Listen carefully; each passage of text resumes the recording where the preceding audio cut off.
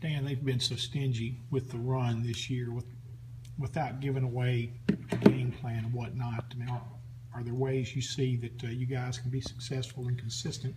You know, we got to do the same thing we've done the last few years, and ours are all run-pass options, basically, that if they're going to give us the run, we're going to hand it off. If they're not, then we've got to throw it. So that's how our offense works. These guys do not like to let you run the football against them, and not many people have done it. So it is going to be tough, but we'll try as hard as we can to concoct a few ways and see what happens. Coach, what about Chad on the ground? Obviously, he possesses that ability to run. I mean, how effective do you see him being against a defense like that? He's a big part of it. I mean, he ran it a few times last year, and obviously later on in the season we ran him even more. But like I said, they have a good idea of how to stop the run game, so we got to find a few other ways, and he's obviously one option. You guys have played a lot of people at running back against Wofford, a lot of younger guys. Do you expect in a game like this to have to lean on Akeem a little more because of his experience? We're hoping that he'll step up and play really well. Obviously, if he's the hot hand, we'll keep him in there. But we feel confident in those other guys too. Akeem mentioned y'all working on pass protection today. How confident are you in those, especially the other guys that haven't gotten a lot of reps, to hold up in pass protection against this front? We feel good. It's not the back. It's not like the back has to block the lineman very often. The big thing we're working on today is when they blitz, who the back has to get. But we work that every day. I mean, that's just part of our deal. What have you seen in the development with DK and Devon?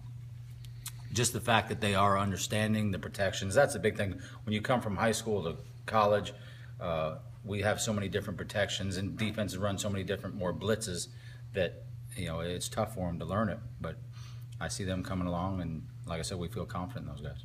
Dan, obviously a win's a win, but there are two very different styles of wins between 14 and 15. For you, what do you think was a common element, besides obviously not turning the ball over, between the two wins? That's the two things that when you play a really good defense, the two things that you need to do to win the football game are hit some big plays and protect the football. And we did both of those in those games, and that was the difference. Akeem mentioned that they're slanting a little, they're playing a little more finesse up front. How important do you think it is for when maybe they slant a particular direction to hit a big play in the run game on Saturday? Well, the thing is with them, they may slant, but it's not like they're leaving the backside open or something. They have every gap filled, every play. There is a sound of defenses I've ever coached against.